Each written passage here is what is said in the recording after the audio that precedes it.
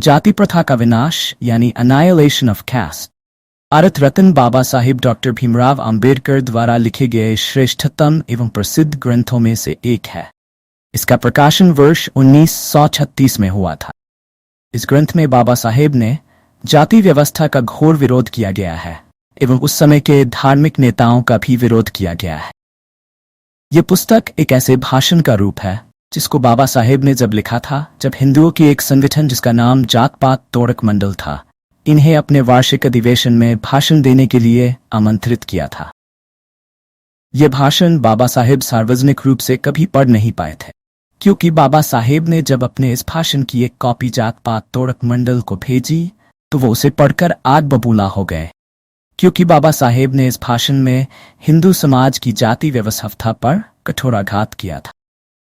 दोस्तों, पिछली वीडियो में हमने बाबा साहब द्वारा कुछ उदाहरणों से जात पात तोड़क मंडल को से समझाया गया कि किस प्रकार उच्च जातीय निम्न समझे जाने वाली जातियों का सामूहिक रूप से खुले आप उत्पीड़न करती।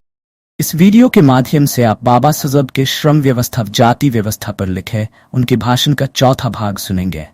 बाबा साहेब आगे कहते हैं, ये बहुत दुर्भाग्य की बात है कि आज भी जाति व्यवस्था के समर्थक मौजूद हैं। इसके बचाव के कई तर्क दिए जाते हैं। इसे इस आधार पर सही ठहराया जाता है कि जाति व्यवस्था श्रम के विभाजन का एक और नाम मात्र है, और यदि श्रम का विभाजन हर सभ्य समाज की एक आवश्यक विशेषता है तो यह तर्क दिया जाता है कि जाति प्रणाली में कुछ भी गलत नहीं है। अब इस दृष्टिकोण के विरुद्ध सबसे पहले यह बात कही जा सकती है कि जाति व्यवस्था मात्र श्रम का विभाजन नहीं है, यह श्रमिकों का भी विभाजन है। सभ्य समाज में निश्चित रूप से श्रम का विभाजन आवश्यक है, लेकिन किसी भी सभ्य समाज में श्रम का विभाजन श्रमिकों के इस अस्वाभाविक विभाजन के साथ नहीं होता जो उन्हें जल साक्ष्य कक्षों में बांधता है। जाति व्यवस्था मात्र श्रमिकों का विभाजन नहीं है, बल्कि यह एक प्रकार का पदानुक्रम है जिसमें श्रमिकों के विभाजन को एक दूसरे से ऊपर या नीचे रखा गया है।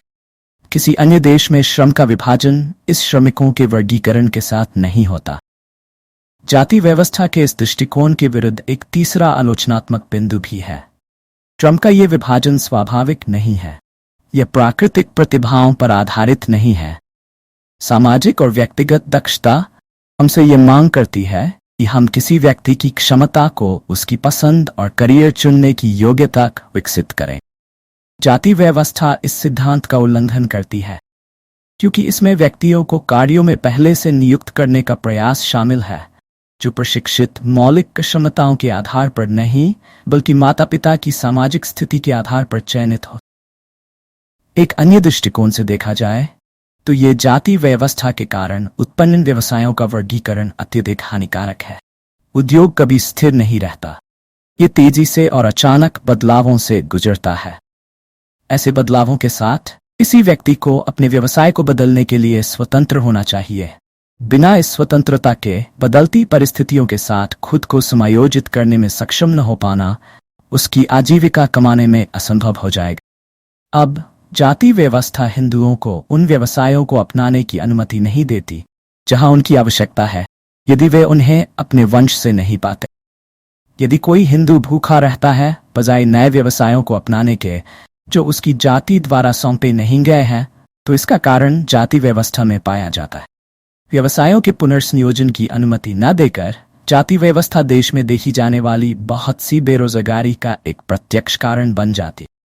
श्रम के विभाजन के एक रूप के रूप में जाति प्रणाली एक और गंभीर दोष से ग्रस्त है। जाति व्यवस्था द्वारा लाया गया श्रम का विभाजन पसंद पर आधारित नहीं है।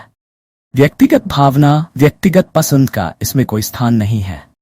यह पूर्वनियति के सिद्धांत पर आधारित है। सामाजिक दक्षता की विचारधारा हमें इस बात को स्वीकार करने के लिए मजबूर करेगी कि औद्योगिक प्रणाली में सबसे बड़ा बुराई केवल गरीबी और उससे होने वाली पीड़ा नहीं है, बल्कि यह है कि बहुत से लोग ऐसे व्यवसायों में लगे हुए हैं जो उन्हें रुचिकर नहीं लगते। ऐसे व्यवसाय निरंतर नापसंद, बुराई और उनसे बचने की इच्छा को उत्तेजित करते। भारत में कई ऐसे व्यवसाय हैं जिन्हें हिंदू समाज द्वारा अपमानित समझा जाता है, और इसलिए इन व्यवसायों में लगे लोगों में निरंतर उनसे बचने और भागने की इच्छा होती।